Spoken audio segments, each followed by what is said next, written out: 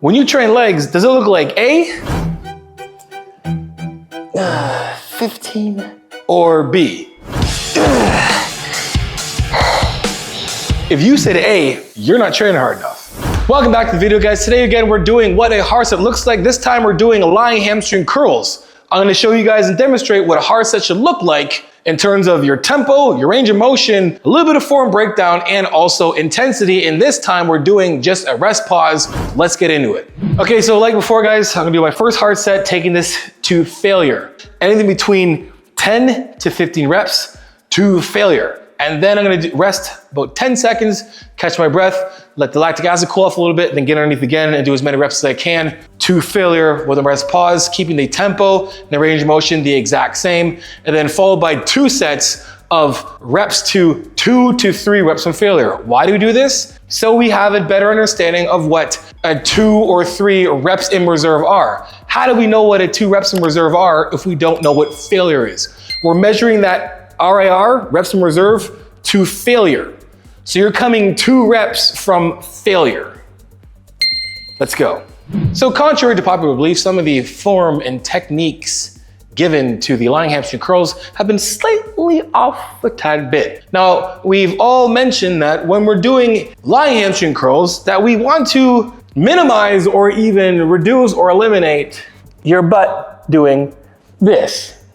Now, we don't want our butt really just doing this, and we've taught in Q that you should be basically pushing your hips to the ground, which I've done and coached plenty of times. And after further research, we're just slightly off. There's no problem with you actually keeping your hips straight or neutral. What we don't want is excessive hip thrusting or excessive hyperextension in our lower back when we're doing our set, just so we can keep the load on our hamstrings. We want to have a neutral spine with the glutes engaged, but keeping our back still in position to load the hamstrings without forcing too much pressure on our lower back. So if your hips do come up slightly, that is completely fine.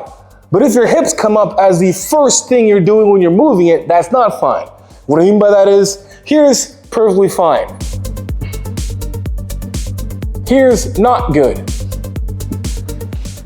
I'm telling you, use hip flexion to pull the weight in instead of using knee flexion to pull the weight in and then having a healthy spine on the way up. So it's completely fine if your butt comes up slightly as you're pulling in, but if it comes up as the first thing that's actually happening, it's not a good thing. So if you're like myself and have a home gym with a at-home hamstring machine that doesn't have a nice little slope in the bottom to keep more pressure on the lengthening part of the lift, get yourself anything, a towel, something to put on your hips to fill the gap. So what I'm gonna do is, for my first set, warm-up set, I'm gonna place my mat right under where my hips are naturally, and that's gonna make my hips feel that much better when I'm doing this lift. So now from here, we're gonna keep our feet dorsal flex, our ankles, meaning toes are gonna be pointed up to our shins. I'm gonna hold on to wherever I hold to. If I have handles here, right here, I'm gonna hold on here, keep a neutral spine, tight core. Then I'm gonna bend at the knees, drive my heels right to my butt, and controlling it on the way down. Again, you can see if my hips come up slightly, that is completely fine. What we don't want is this the second you do it. So minimize that by engaging your core and then force that load onto your hamstrings and keep going. Now we're gonna do a set intensifier of a rest pause. So we're gonna do 10 to 15 reps. We're gonna take 1 set to failure, and then we're gonna do the rest pause from that failed set. And then the next 2 sets, we're gonna go about 2 reps to failure. Meaning, if I can't go from here all the way up and control it down, and stop the set, get yourself up, let yourself cool off a bit, shake it off, curse my name, and we're gonna get back underneath again, and we're gonna bang out as many reps as we can after with our rest pause until we get to 2 reps of failure in our rest pause. Hey guys, want some exclusive content? Join my school community right now. We have weekly Q&As and my 3, 4, 5 day split, my training ebooks, my courses are all for free. So hit up my school community right now, link description below. Back to the show. All right, okay guys, we're gonna do our set right now. Heart rate is at 88 beats per minute. I've been filming all day. or actually 81. It's gonna go down. We're gonna say it's at 80 beats per minute. And let's start our set.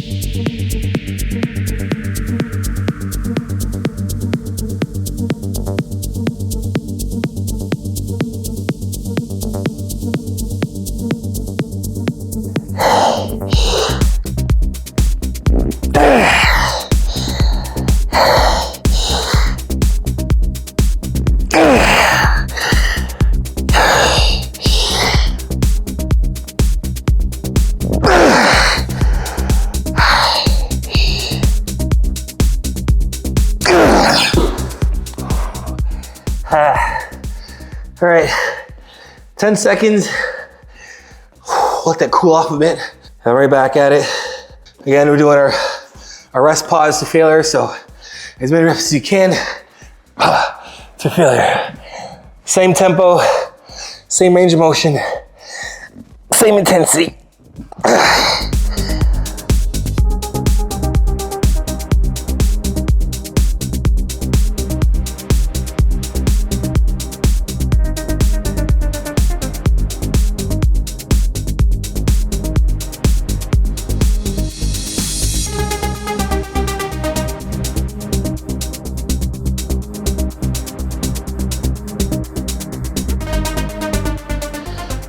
All right.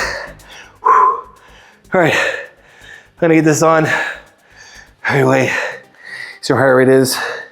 I'm kind of counting in the back of my head seconds right now for rest because we're gonna rest 2 minutes. We're gonna keep the resting strict because again, we wanna make sure tension is high as we go. So right now, our heart rate is around 120 beats per minute after this set. So this has probably been about 30 seconds already. I'm going to basically start clocking my time right now. And as I get close to a minute and a half, basically a minute and a half, we'll start again. And we'll see where my heart rate is at the moment in time. But again, next set is gonna be 2 reps of failure. I know what failure looks like. From here, I'm using a weight that the first set, I did like 13 reps. I'm sorry, I did 14 reps. Sorry, oh my gosh, I did 16 reps actually. And I had 16 rep was the rep I needed to bring me to failure. But that's how it should look. Now, is there use for that overly huge swing from the hips? I used to, back in the day, when the set was getting hard, I literally would come up and keep everything stiff and use that to catapult the weight up. But I did that just like you would do if you're doing a cheat rep for curls and use the body to swing the weight up and hold it down. Can you do that? I think, yes, you can if you use it the right way, properly, and not just use that as your go-to to get the weight up. We use cheat reps just so we can achieve the full rep, so we can get the full negative on the way down to the length of contraction. Now, we can also do partials in the end. When it comes to this exercise, I'm not a big fan of partials.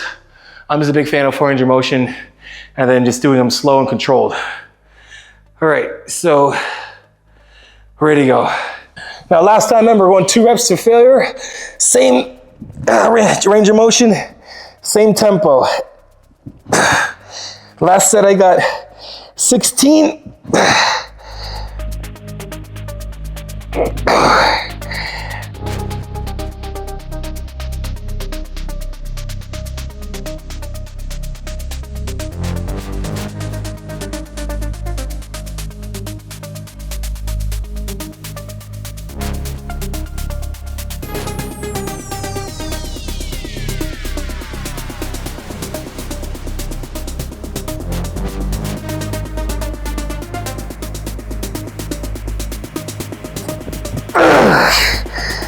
good.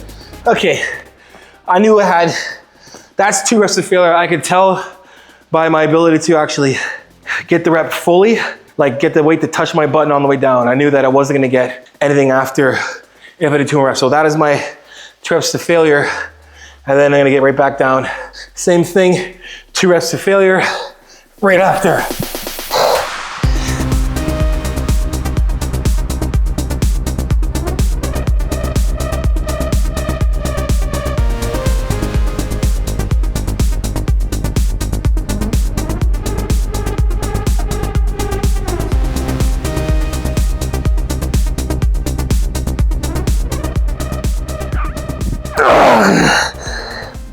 Oh, that is 100%. That's like 2 reps of failure. And the rest pause. Look at that, my heart rate. So 115 is probably gonna go a little higher when I get up, but what you guys need to understand is how to properly get your body to recover in between sets. Oh, my hamstrings are tight. A couple things you can do. Hands top of your head. This is like old, this is like elementary school. Hands top of your head, in through your nose, out through your mouth. Try to like, get yourself calm down from your set, and you'll find you'll be able to actually get your heart rate down faster. And if that gives you more time to rest within that 2 minutes, guess what?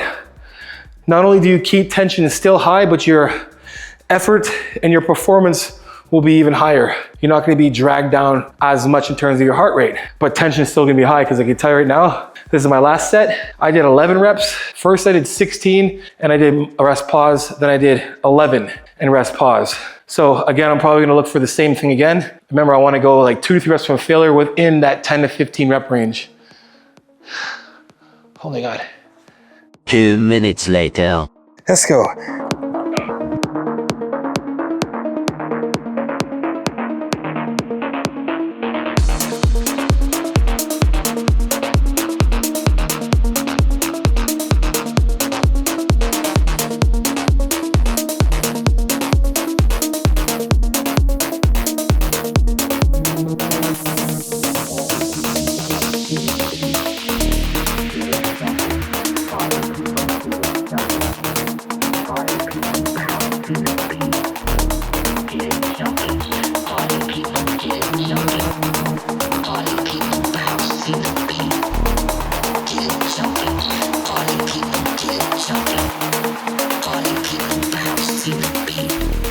That was close to failure, 100%.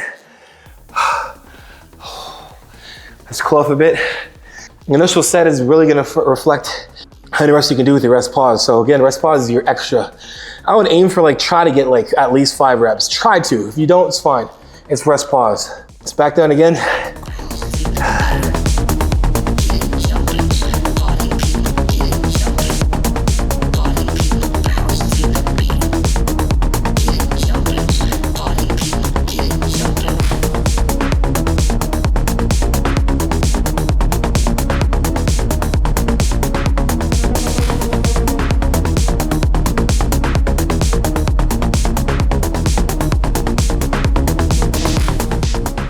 You guys are probably wondering why not bring them all to failure? Because it's just not necessary. You don't have to go to failure all the time on every set. You can, 100%, but every time you don't have to. If every once in a while you want to bring all your sets to failure, you go right ahead. But it's not necessary to go to failure every single time. Going to 2 to 3 reps from failure is just as good as going to failure. So guys, that's the workout. 3 hard sets of rest pause, 10 to 15 reps of lying hamstring curls, keeping your tempo, your range of motion and effort the same throughout. This is what a hard set should look like. It should look like this during your tempo, your range of motion, your effort, and even some form breakdown. Anyway guys, that's it for today's video. Let me know if you guys give this a try in the comment section below. I know you guys liked the video, because if you did, make sure you guys like, subscribe, and share. You know, I'm a channel that tells you this transparent, vulnerable truth. For coaching, johnishu.com. If you want to know more about my coaching, book yourself a 1-hour video consult with myself. talk about training, nutrition, supplementation, or mental health, whatever you want to talk about. At the end of that consult, I deduct $100 off any package that you pick. Also, guys, hit the link in the description below for those discount codes and promo codes that will save your life or change your life for the better. And guys, make sure you guys join my school community. The Iron community is waiting for you. We are doing some amazing things. It's exciting. We have once a week question answering. I get to see you, you get to see me. We chop it up all week long. We're doing exercise videos, talking to the community. All my ebooks, all my recipes are there for you for only $25 a month. I'm on Instagram and TikTok. Send me your progress pics, your training pics, and your video clips, and I'll repost it for you, because you know how it is. Iron sharpens iron, progressive overload your life. In the meantime, keep dream chasing. Peace.